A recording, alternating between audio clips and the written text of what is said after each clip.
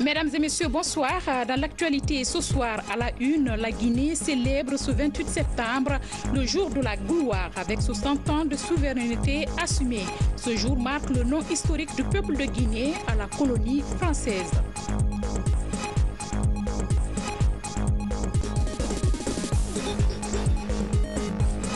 Le 28 septembre, c'est aussi un monument, un stade emblématique au lieu des grands événements sportifs, culturels et politiques. Son histoire, c'est dans ce journal. Plus loin, aux Nations Unies, signature d'un accord global de coopération entre la Guinée et le Royaume de Belgique. Notre correspondante Fatoumata Samoura revient sur les grandes lignes de ce protocole. Voilà pour les titres. Bienvenue à tous. Nous sommes le 28 septembre avec un chiffre rond, 60 ans. Oui, exactement, cela fait 60 ans, jour pour jour, que les Guinéens ont ébranlé le système colonial français en se prononçant pour l'indépendance du pays. Une voix de fierté encore défendue aujourd'hui par les Guinéens comme si c'était hier. La fibre patriotique est plus que jamais forte. 28 septembre, une date fondatrice. Commentaire Kamara Boubacar. Merci Jacques Salver. Nous interrompons pour un instant ce tour des capitales européennes. Il nous reste d'ailleurs à aller encore à Milan et à Bruxelles. Nous allons rester un petit moment à Paris et nous donnons l'antenne au ministère de la France Outre-mer. La télévision française, la nuit du 28 septembre 1958. Les résultats du référendum proposé par le général de Gaulle pour la Ve République et l'association des colonies avec la France sont égrenés avec délectation. Ce soir, un seul territoire trouble la fête dans la métropole. Eh bien oui, nous voici une fois de plus, et pour la dernière fois, au ministère de la France Outre-mer, où continue d'arriver des résultats qui, hormis pour 4 territoires, ne sont pas encore définitifs. La Guinée est connue à 46%, et alors là c'est le territoire dont les résultats ne sont pas conformes à son territoire, puisque c'est les noms qui l'emportent avec une majorité écrasante de 98%. Bon, je pense que je vous demanderai tout à l'heure d'ailleurs quelques mots au sujet du problème que pose maintenant la Guinée à la suite de ce vote. La Guinée va continuer à poser problème par son choix libre.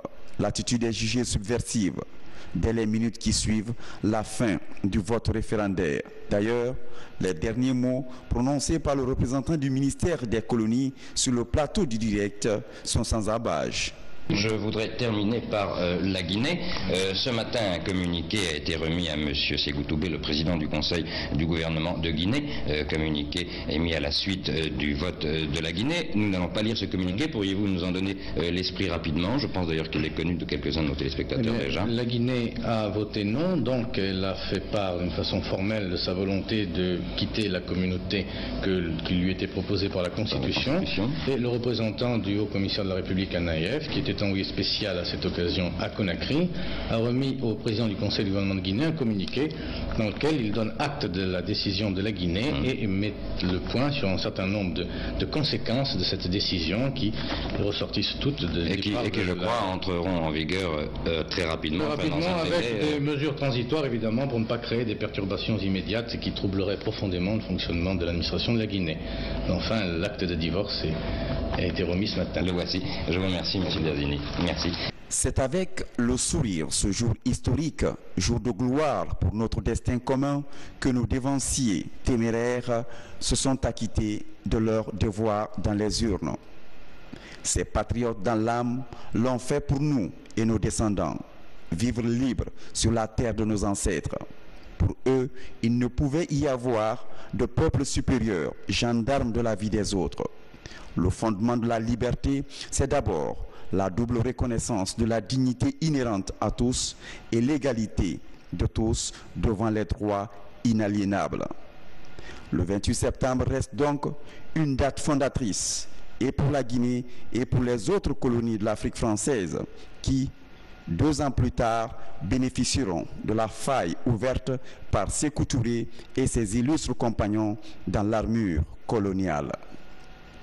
La préservation acharnée de cette geste est aujourd'hui admirable en dépit des manœuvres subversives, parfois même violentes, engagée dès 1959 contre le jeune État. Point de mire de tout un arsenal politique, diplomatique, économique dans les mains d'une puissance hargneuse, les Guinéens usent de tout pour ne pas être atteints et éteints. Ils nous ont forcés à être socialistes. Ils ont retiré tout leur matériel. Ils ont retiré tout. Eh bien, est-ce qu'on va, comment on dit, crever de faim, de soif, de machin? On ne peut pas s'habiller. Eh bien, c'est pour cela. Les gens ont tendu la main. Est-ce que l'esclave peut être idiot pour revenir encore? Non, non, non, je ne veux pas, je veux rester esclave. Non, nous avons dit non, non et non. Aujourd'hui encore, ce non résonne vigoureusement dans l'esprit et dans les cœurs des Guinéens. Aucune mémoire sélective, aucun écrit révisionniste ne jettera l'ombre sur ce choix conscient et responsable du 28 septembre 1958. Certes, sur la voie de l'édification d'un pays de coquins et rêvés, des blessures regrettables sont enregistrées, mais elles se cicatrisent au nom du pardon collectif et au nom du sentiment fort de vivre ensemble projeté en 1958. D'hier à aujourd'hui et pour le futur, la Guinée fière travaille à conquérir et partager la prospérité à tous ses fils du 28 septembre 1958, le jour où le destin de l'Afrique, le destin du monde a basculé.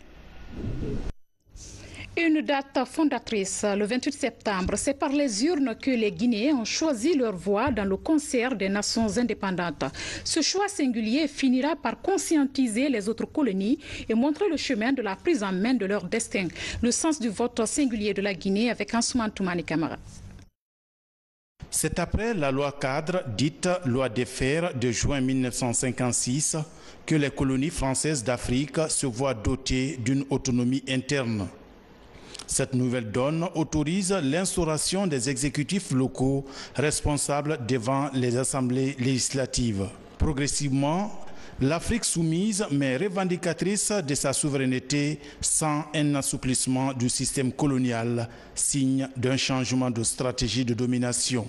La France nouvelle a décidé, pour ce qui la concerne et pour ce qui concerne tous ceux qui dépendent d'elle, de choisir noblement, largement des chemins nouveaux, en même temps que pratiques, vers le destin. En septembre 1958, la constitution de la Ve République intègre l'empire colonial dans une communauté. Toutes les colonies françaises acceptent par référendum, à l'exception de la Guinée, qui refuse massivement cette nouvelle entité. Mais pourquoi ce choix singulier de la Guinée? Pourquoi ne pas dire une bonne fois non, en expliquant le non, non pas comme une fin de coopération avec la France, mais d'abord comme une forme de confiance en soi-même, comme la prise de la responsabilité d'un peuple qui veut aller directement vers son destin et qui ne s'interdit pas une coopération fraternelle avec les autres peuples. C'est ce que la Guinée a dit. Le 28 septembre, nous avons dit non à la communauté, oui à l'indépendance, oui à une coopération avec la France sur la base de l'amitié et de l'égalité. Cette indépendance singulière de la Guinée a été une promesse faite par le général de Gaulle le 25 août 1958 à Conakry. Une promesse tenue, même si des obstacles ont été savamment dressés par la suite devant le jeune pays indépendant. Et je vais vous demander d'applaudir avec moi en criant « Vive le président Ahmed Sékou Touré !» Vive la Guinée! Vive la France! Vive l'amitié et la coopération entre la Guinée et la France. Une part de la vérité historique sur le long et tumultueux parcours de la Guinée et de la France. Ces rapports prennent aujourd'hui une nouvelle couleur d'une coopération franche et bénéfique pour les deux pays. Mesdames et messieurs, avant de poursuivre ce journal, nous allons recevoir sur ce plateau notre invité de parcours. Il s'agit de Dr Ali Gilbert Ifono, historien, ancien ministre de la Culture, Arts et des Loisirs, ministre de la Décentralisation et du Développement local, après avoir été député. Bonsoir, docteur. Bonsoir. Vous êtes historien. Quel regard portez-vous aujourd'hui sur les 60 ans d'indépendance de la Guinée? Merci, madame. 60 ans d'indépendance que nous opposons à 60 ans de colonisation. Je crois que le moment mérite un arrêt pour évaluer le parcours.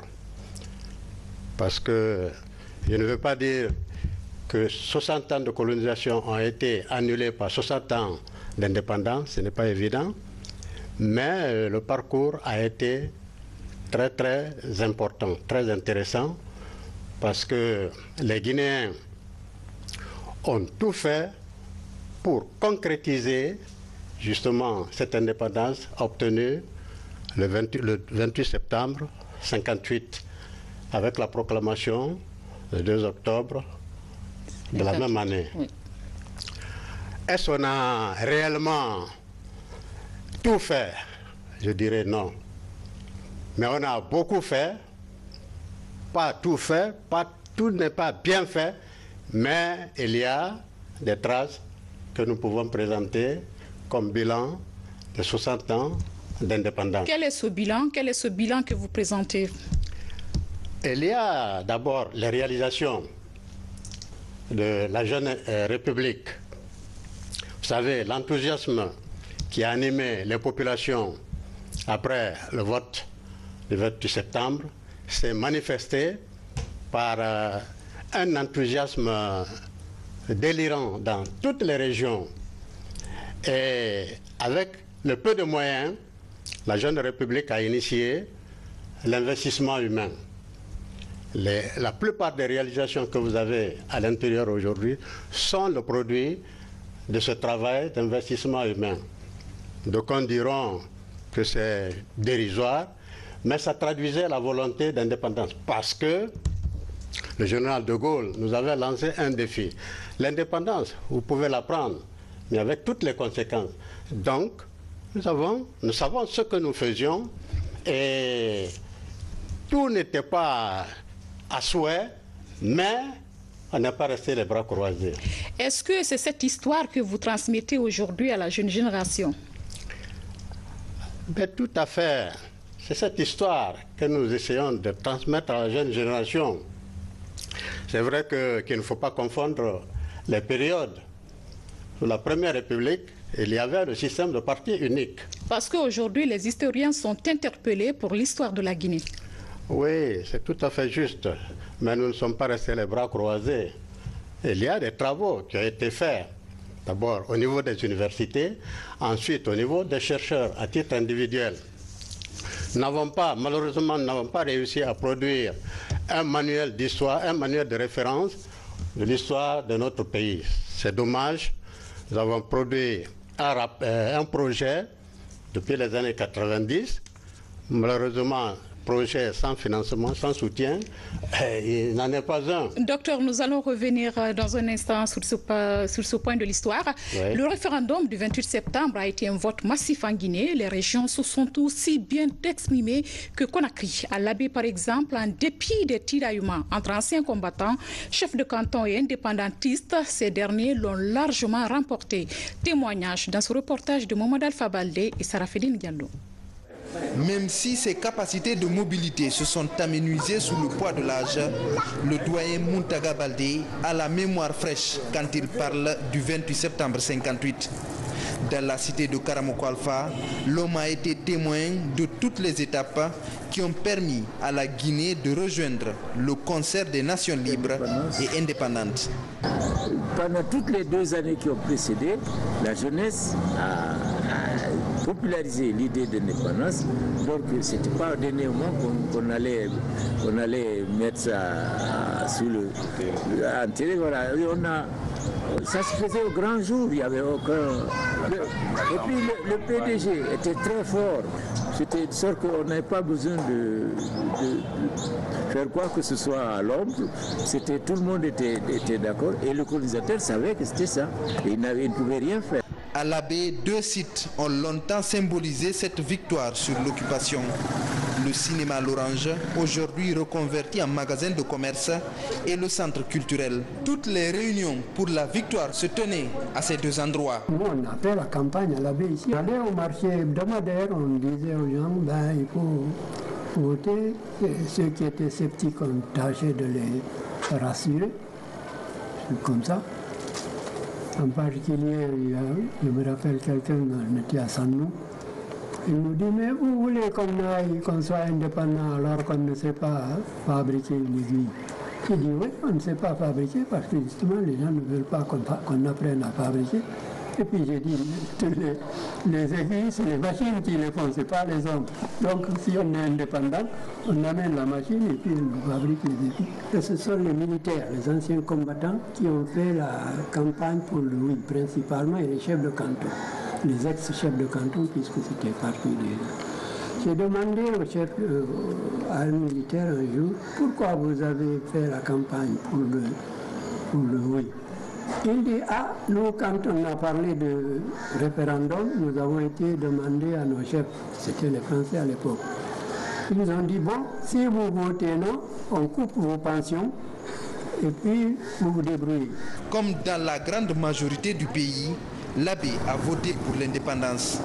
Les témoins de cette époque sont de plus en plus rares, même si la fibre patriotique est encore plus forte que jamais.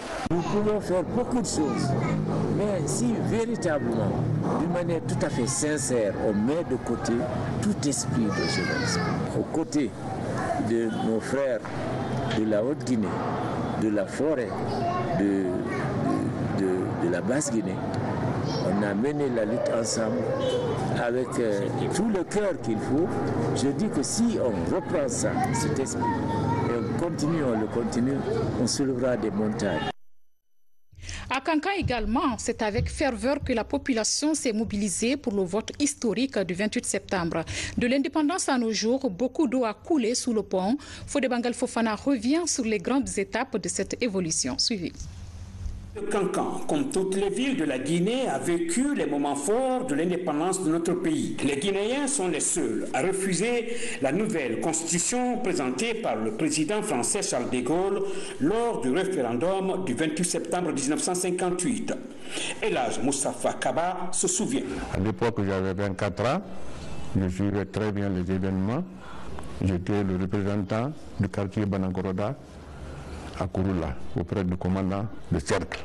Je connaissais les grands cadres africains qui étaient là, tels que Lamine Camara, qui était le financier et qui était très influent. Le 28 septembre, j'étais là, j'ai voté, j'avais mon bulletin, j'ai voté. C'était à la Transafricaine, au bord du fleuve, qu'on appelle Badala. Le Transafricaine était installé là-bas, principalement à Korialé. Nous avons voté. Après qu'on ait voté, on n'est plus sorti, on est resté à la maison. Jusqu'à la proclamation maintenant. C'est après la proclamation que les gens ont commencé à danser, à chanter et à se mettre dans la rue pour quand même respecter les mots d'ordre du parti. L'indépendance est alors proclamée le 2 octobre 1958. Au cours des années qui ont suivi cette indépendance, Kankan a vécu des moments difficiles de son évolution. La Côte d'Ivoire a regorgé beaucoup de Guinéens et au fait qui ne voulaient pas de cette indépendance-là, recevaient maintenant les Guinéens, surtout les Kankanais, allaient en Côte d'Ivoire. Les choses que l'État faisait venir étaient très moins chères par rapport aux autres qui viennent de la Côte d'Ivoire. Donc, l'État qui envoie le carburant, qui envoie tout, les gens l'achètent pour aller encore les revendre à l'extérieur. Le président est informé, s'est énervé sous l'effet de la colère, est venu jusqu'à Kankan, il s'est installé, il dit mais ce que l'État fait venir officiellement, les prix sont tels, vous prenez ça, vous envoyez ailleurs. Vous nous privez de ça, alors il appelle donc Capria. Ce n'est qu'en 1983, au mois de décembre 1983, que le président Soko est venu ici. Il dit c'est sous l'effet de la colère que j'ai prononcé ces mots-là. Maintenant, je vais me demander pardon. Quand il a demandé pardon. Il a fallu l'arrivée au pouvoir du professeur président Alpha Condé pour que cette ville de Kankan-Nabaya connaisse le changement escompté. Cancan de générosité et de fraternité, la Troisième République a gratifié cette ville d'infrastructures administratives et routières qui posent aujourd'hui les jalons de cette future mégapole. Partout en Guinée, le 28 septembre fut un mouvement d'ensemble pour refuser désormais l'occupation française. À Farana, la ville d'origine du héros de ce jour, les derniers témoins racontent les grands moments de ce référendum pour notre souveraineté assumée. C'est un commentaire signé Algassimba Silati Kourouma. La mobilisation a été aussi forte dans le Sankaran, le 28 septembre 1958. Dans les rues de la ville, les souvenirs de ce moment d'histoire sont peu visibles aujourd'hui. Heureusement, les acteurs qui ont pris part à cette épopée sont encore là pour témoigner. El Haj Sekou Kandé a 95 ans. Il était coursier et a mobilisé pour voter non.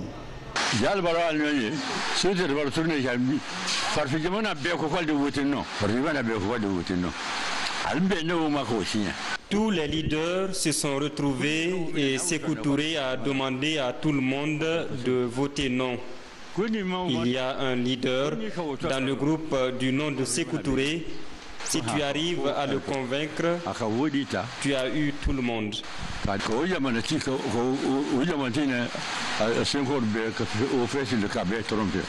Après les réunions préparatoires pour le non, le jour de la décision, il n'y a pas eu de surprise. Dans la discipline, le vote s'est déroulé comme prévu. La mémoire de El Haj Sekou Kourouma est encore très fraîche 60 ans après. Voter donc à kera sawa bale de yanlo mo tere side ma fele de dol tun te fe dole efe sawa kera mbolo kad natambe farana ulo a kera lomba di ulo lomba. C'est un grand jour pour nous. Certains étaient devant et d'autres derrière. Dieu a exaucé nos vœux. Il y avait deux grands bureaux de vote, Farana 1 et Farana 2. Nous, on a voté à la permanence. En ce moment, celui qu'on appelait Péchedou était le commandant de cercle. Commandant français, le 28 septembre 1958, les Guinéens se sont exprimés. Farana, comme ailleurs, est encore fier de cet acte héroïque posé là où d'autres ont hésité. Nous revenons avec notre invité de parcours, Dr Ifono. Nous venons de voir certaines régions. Est-ce que toutes les autres régions ont le même vécu de cet événement du 28 septembre? Mais tout à fait, parce que n'oubliez pas que le PDG est un parti très structuré. Après le discours du général de Gaulle, c'est-à-dire la rencontre du 25 août, le général de Gaulle, ne s'étant pas compris avec son note, nous a dit que l'indépendance était à notre disposition. On pouvait la prendre. Vous savez ce que le reste signifie. Le 14 septembre, il y a eu une conférence qui a organisé, qui a pris toutes les dispositions pour l'intérieur du pays, invitant les militants du parti à se mobiliser massivement pour aller dire non au général de Gaulle. Parce que à l'époque, il y avait l'éducation des militants. Il était demandé à tous les militants de ne pas réagir à toute provocation, parce que le terrain était miné, mais les militants ont bien compris et ont soigneusement évité les confrontations. Ils se sont levés très tôt le matin pour aller voter et j'avoue que c'était pratiquement le même enthousiasme que nous avons rencontré dans toutes les régions. Les résultats, vous les connaissez. Le non a remporté sous le oui. Ouais. Docteur, nous allons suivre l'avis de certains Guinéens en disant non à la proposition de Charles de Gaulle. La Guinée devient ainsi un symbole de liberté pour toute l'Afrique et une référence dans l'histoire des indépendances. 60 ans après, les citoyens expriment leurs sentiments sur cette célébration. Ils sont au micro de Moussa Bangoura. tout est parti du 28 septembre. Donc aujourd'hui, la Guinée et les Guinéens doivent vraiment se souvenir de cette date parce que c'est le point de départ de notre indépendance. Donc nous sommes fiers, nous sommes contents et nous remercions nos dévanciers qui se sont battus, qui ont fait de la Guinée ce qu'elle est aujourd'hui. En résumé, c'est la joie. On retient la joie parce que le 28 septembre, c'est une date historique, la date qui nous a libérés. Personne ne connaît la paix, combien de fois elle est importante. Personne ne connaît la colonisation, combien de fois elle est difficile. Donc je peux tout dire que, tout ce que je peux vous dire, c'est que c'est la joie. Je suis fier d'atteindre cette date aujourd'hui-là et je suis fier de fêter cette cérémonie. Nous sommes les enfants de l'indépendance. Le 28 septembre est une date historique pour tous les Guinéens. Surtout nous, les jeunes qui avons évolué sous l'édicte du fait président Ahmed Sékou Touré.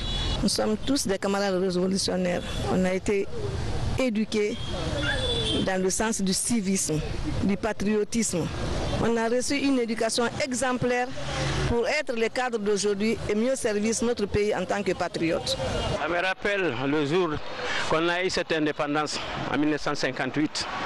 Le 2 octobre aussi, ça me rappelle. Ça me fait un grand plaisir de trouver que je suis vivant jusqu'à l'heure là. Je remercie Dieu.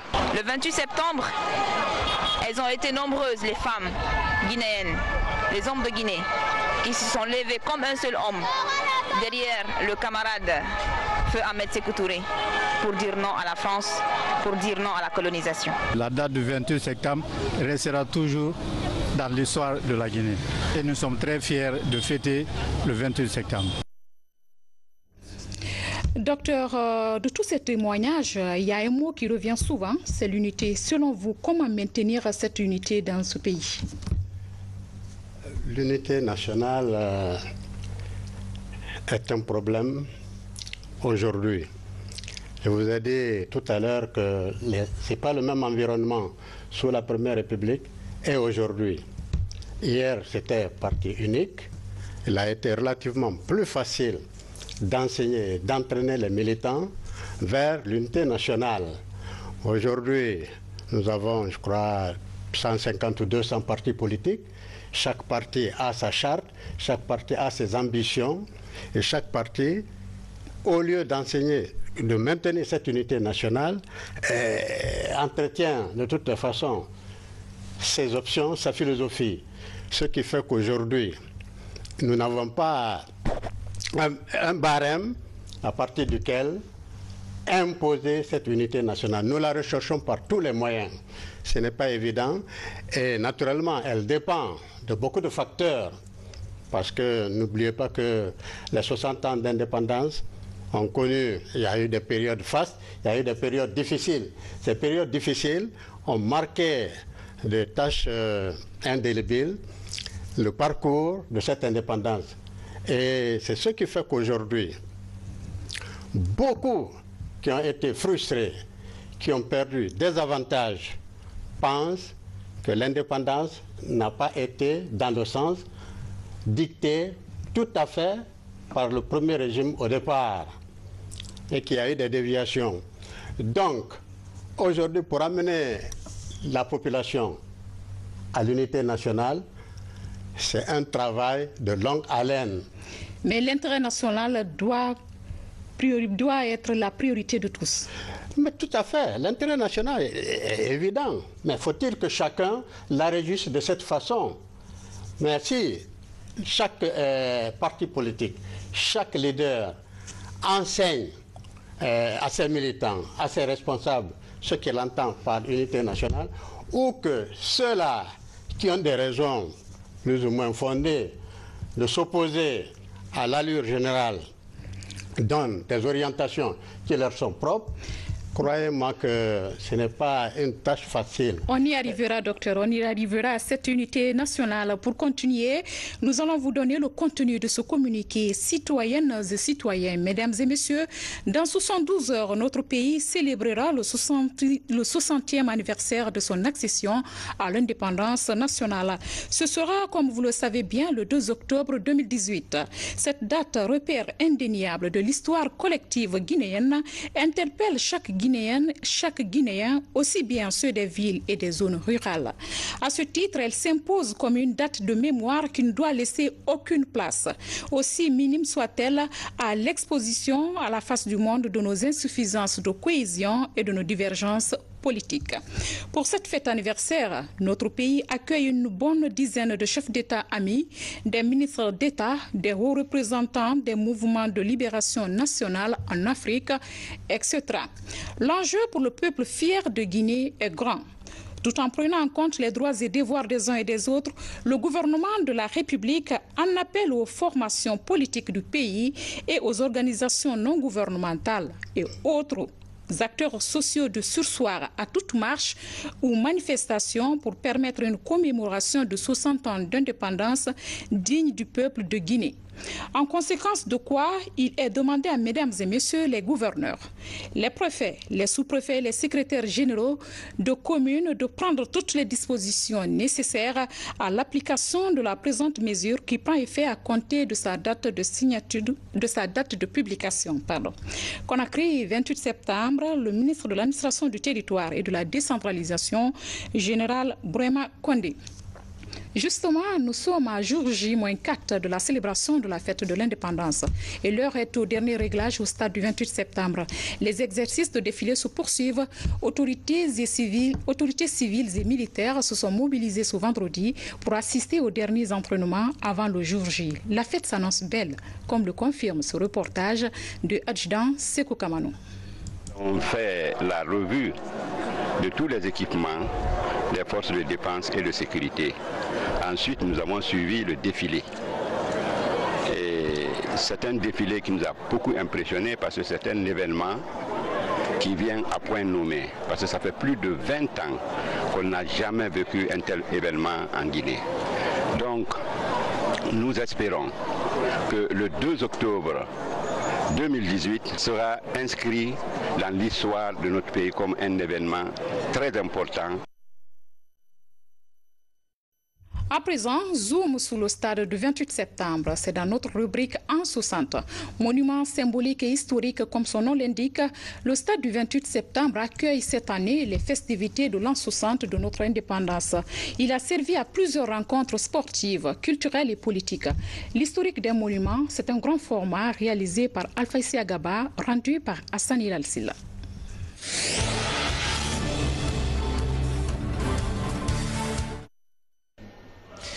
L'historique du 28 septembre, sans doute le plus célèbre monument de notre pays.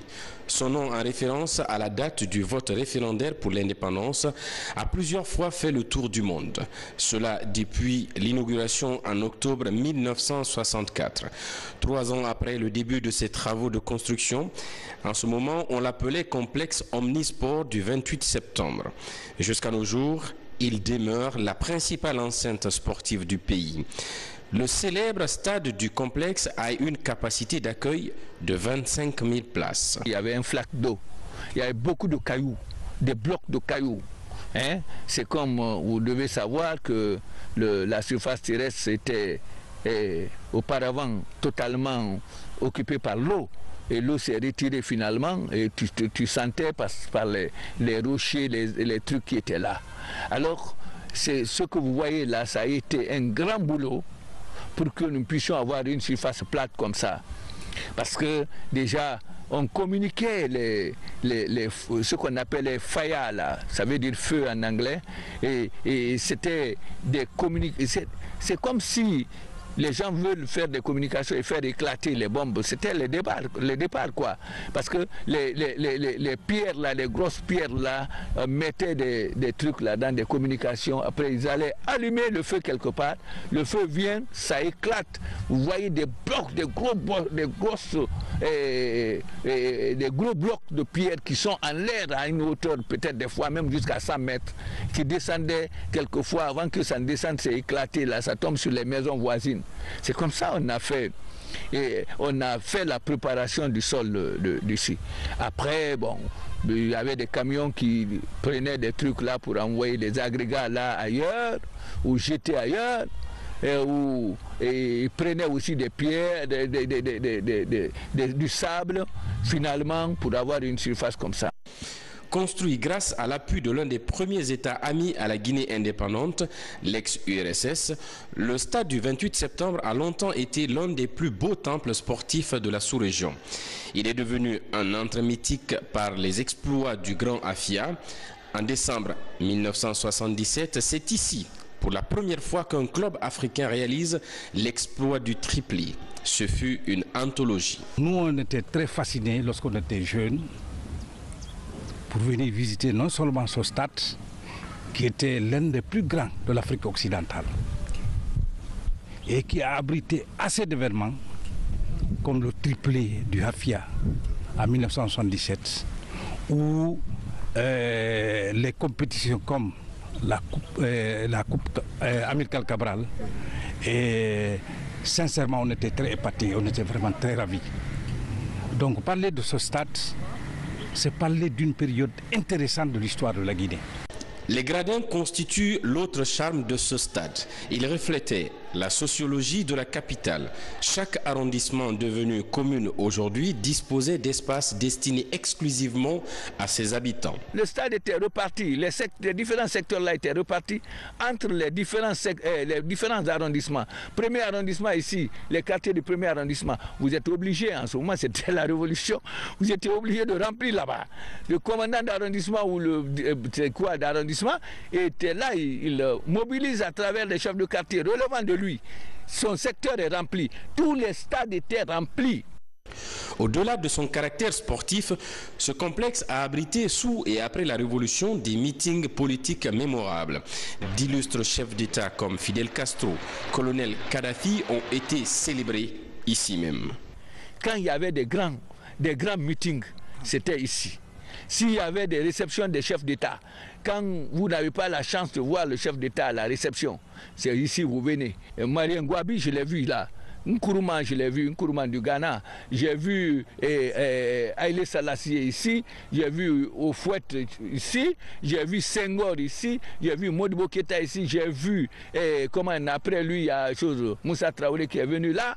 J'ai vu quoi? Tous les chefs d'État là sont passés ici. Il y a eu beaucoup de chefs d'État. En 2009, un événement étrange non encore élucidé dans ses motivations a jeté une ombre sur le stade du 28 septembre. Un rassemblement politique non autorisé est dispersé dans la violence.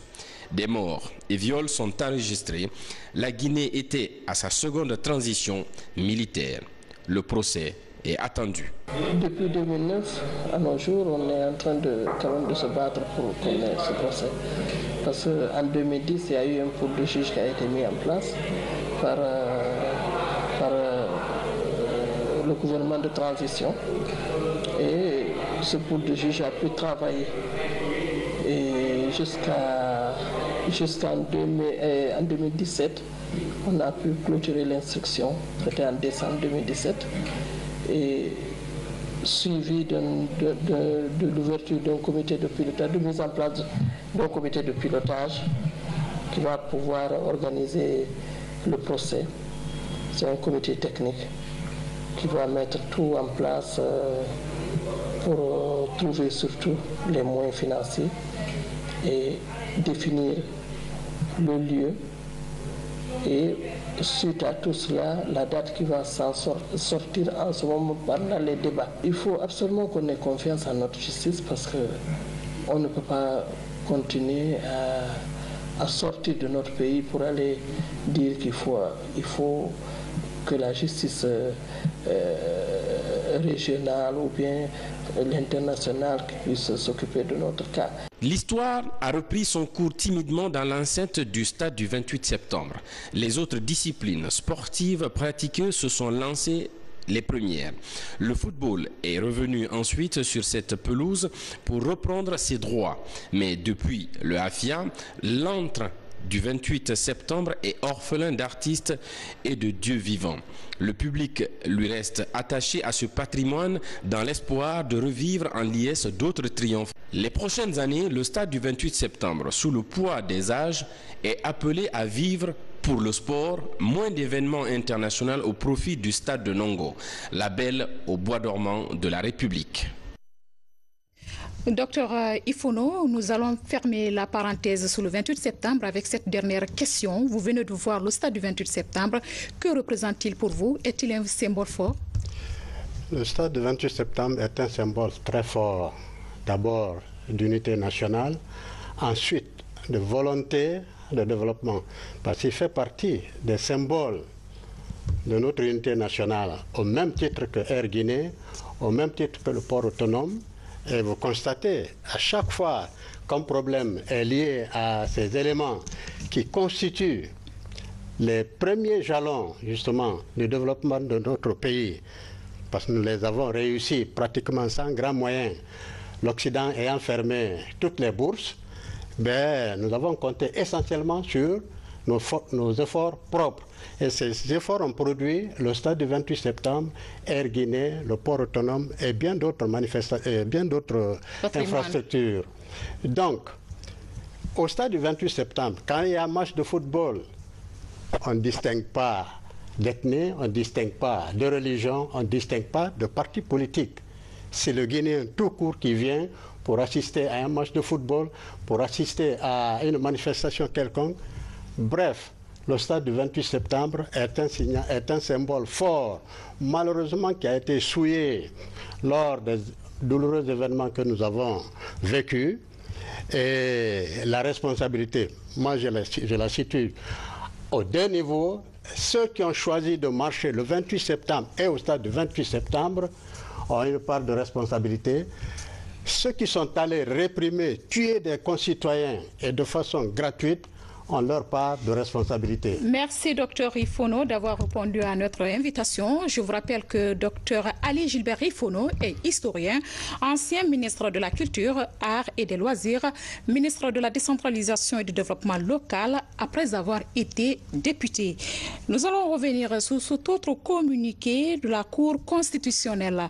En application de l'article 10 de la loi organique L 2011-006 CNT du 10 mars 2011 portant organisation et fonctionnement de la Cour constitutionnelle du dispositif de l'arrêt RI 001 de 12 septembre 2018 et considérant la lettre numéro 13 VP CC 2018 du 26 septembre 2018 invitant les 9 membres à la réunion du jeudi 27 septembre 2018 consacrée aux préparatifs de l'élection de son président ainsi que le procès verbal de la dite réunion, la Cour constitutionnelle porte à la connaissance de l'opinion publique nationale et internationale que s'est déroulée ce vendredi 28 septembre 2018 à son siège de 8h à 10h l'élection de son président. À cette élection ont pris part 8 conseillers sur les 9 invités assistés d'un huissier. À l'issue de vote, M. Mohamed Lamine Bangoura a été élu président de la Cour constitutionnelle à l'unanimité des 8 membres présents et votants. La Cour constitutionnelle, l'institution gardienne de la Constitution, entend assumer avec dignité et responsabilité les compétences et attributions à elle conférées par la Constitution et les lois de la République. Conakry, 28 septembre 2018, la Cour constitutionnelle. Par ailleurs, poursuite à New York des travaux de la 73e session de l'Assemblée générale des Nations unies. En marge de cette session, le ministre des Affaires étrangères et le vice-premier ministre belge ont signé un accord global de coopération entre la Guinée et le Royaume de Belgique. Depuis New York, notre correspondante Fatmata Samoa revient sur cette signature d'accord. Suivez. La République de Guinée et le Royaume de Belgique signent un accord global de coopération bilatérale. L'accord cible essentiellement les domaines socio-économiques et offre surtout la possibilité de conclure des arrangements spécifiques dans la gestion des régies financières. Cela dans le but de lutter efficacement contre la pauvreté. La Guinée, un nouveau pays partenaire de la Belgique, un partenariat naissant concrétisé par l'ouverture d'un consulat belge en Guinée. La Guinée est un nouveau pays partenaire de la coopération développement de la Belgique depuis 2 ans maintenant. Et on est très satisfait des premières choses qu'on a fait ensemble. Donc là, par exemple, on spécifie que La promotion de l'entrepreneuriat, la formation de l'entrepreneuriat est un domaine dans lequel nous allons travailler ensemble. Nous avons aussi par exemple fait des études pour le port de Conakry pour regarder comment on pourrait améliorer la gestion. Avec la signature de cet accord, Conakry et Bruxelles scellent une collaboration bilatérale qui devrait être fructueuse, vu l'engagement et la détermination affichés par les représentants des deux pays. En Guinée, immigration clandestine. Le programme de réforme des forces de sécurité volet réintégration des jeunes à risque entame sa vitesse de croisière. En 4 ans d'action, les conditions de vie d'une centaine de jeunes connaissent une amélioration. La mise en œuvre du projet est assurée par le ministère de l'Emploi à travers l'Agence guinéenne pour la promotion de l'emploi. Moussa Komara, Abdelkarim Kamara. Dans la réforme des services de sécurité, le volet réintégration est dans sa 3e phase. Matoto et Ratoma sont les 2 communes touchées par la zone de Conakry, plus la préfecture de Kissidougou. Veuve depuis 8 ans, Bunturabi Kamara tient la saponification grâce au projet. La quarantaine révolue réussit aujourd'hui à subvenir aux besoins de ses enfants. C'est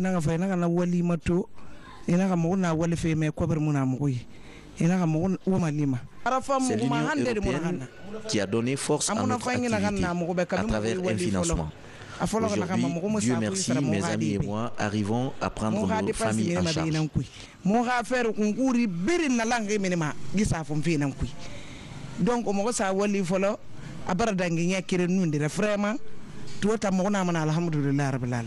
Plus de 2000 personnes sont choisies en tenant compte de leur vulnérabilité.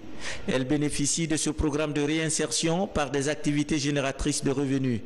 La couture, la teinture, la rigiculture ou encore les travaux dits de haute intensité de main-d'œuvre. 4 ans après le lancement du projet, son agence d'exécution est face à la presse. Elle dresse le bilan activité par activité ainsi que les résultats obtenus. Nous sommes l'agence d'exécution du projet PARS RSE, financé par l'Union européenne au compte du 10e FED. Nous nous sommes trouvés à avoir des bénéficiaires qui sont des jeunes à risque et également des bénéficiaires qui sont des personnes vulnérables. On appelle vulnérables les mères avec des enfants veuves. On appelle vulnérables les victimes du 28 septembre. Et donc il y a eu un certain nombre de critères de vulnérabilité. Le total des épargnes de départ constituées par les groupements faisait les 2,3 milliards. Multiplié par 3, ça faisait 7 milliards qui a été ajouté selon un certain nombre de procédures pour s'assurer, si tu veux, de la bonne gestion au sein de ce groupement. C'était vraiment ça l'objectif du projet, sortir ces gens-là de la vulnérabilité et que grâce à l'appui de l'Union européenne, ils aient leurs conditions de vie qui s'améliorent. Et sur la fin du projet, nous sommes très satisfaits parce que nous voyons que maintenant c'est le cas. À ce jour, les bénéficiaires ont formé 45 groupements à Conakry et 44 autres à Kissidougou dans plusieurs filières d'activité. Ce programme national de réintégration socio-économique, appelé Approche 3x6, se déroule en 3 phases. L'inclusion, l'appropriation et la durabilité. Financé à hauteur de 70 milliards de francs guinéens, le projet prend fin en 2019. Et puis, comme il est de tradition, le chef d'état-major général des armées s'est rendu ce matin dans les structures sanitaires de la capitale. Général Amour Traoré est allé s'enquérir de l'état de santé des militaires et paramilitaires, une manière de leur témoigner la solidarité et la fraternité d'armes. Commandant Mohamed Kassé est correspondant de la presse militaire. La fraternité d'armes est un état d'esprit avant d'être une qualité. C'est une des conditions du principe d'humanité. Chefs et subordonnés sont d'abord des hommes unis par un même idéal. C'est cette solidarité d'armes que le chef d'état-major général des armées témoigne à l'endroit de ses compagnons d'armes malades en faisant le tour des structures sanitaires de la capitale où ces malades sont alités. Une façon de s'enquérir de leur état de santé. ça me remonte le moral et je suis très content par rapport à ça. Nous remercions aussi notre chef d'état-major général des armées. Cet aspect psychosocial soutenu par le chef d'état-major général, s'asseoir à côté de ces éléments, s'entretenir avec eux, les membres de leur famille, je vous avoue, c'est une qualité exceptionnelle qu'on n'a pas l'habitude de voir. On lui demande encore de ne pas se fatiguer, de continuer comme ça. Je pense que ceux qui sont en exercice diront toujours on a quelqu'un derrière nous qui nous défend et qui nous soutient. Un compagnon d'armes tombé au champ de bataille n'est jamais abandonné, quel que soit son état. En s'inspirant de cette réalité, le général de corps d'armée Namori Traoré tient à l'amélioration des conditions de ses frères d'armes. À quelques heures du 60e anniversaire de l'indépendance de notre pays, je voudrais saisir l'occasion pour formuler les vœux de bonne santé à tous les militaires et paramilitaires malades. Qu'ils soient rassurés, la ferme volonté du commandement de les procurer tous les soins nécessaires. Au nom de Monsieur le Président de la République, chef des armées, le professeur Alpha Condé, et de Monsieur le ministre d'État, chargé des affaires présidentielles, ministre de la Défense nationale, leur souhaiter bonne fête. Dans les jours à venir, on va lancer une campagne de sensibilisation sur toute l'étendue du territoire national pour que les commandants d'unités auprès des médecins puissent donner des conseils nécessaires à tous les militaires et paramilitaires, le port obligatoire des casques. Cette visite a été l'occasion pour le chef d'état-major général des armées de prodiguer d'utiles conseils aux militaires. Mesdames et messieurs, voilà qui met fin à ce journal. Nous souhaitons bonne fête d'indépendance au vaillant peuple de Guinée. Passez une excellente soirée. À demain.